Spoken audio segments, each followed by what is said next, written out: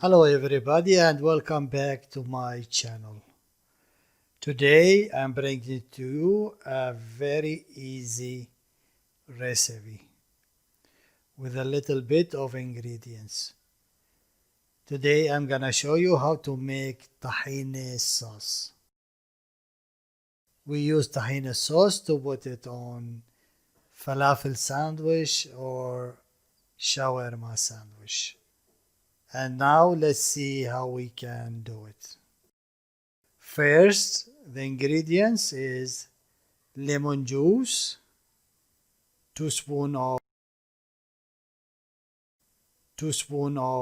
tahini, and tepid water as needed. First, we add lemon juice on tahini and we start mix it.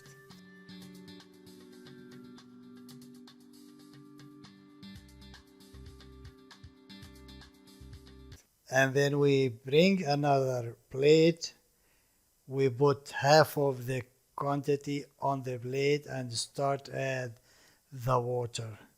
In the same time, we keep mixing it until we reach the desired texture. You can add a little bit of salt on it if you like. That's all for today. Thank you.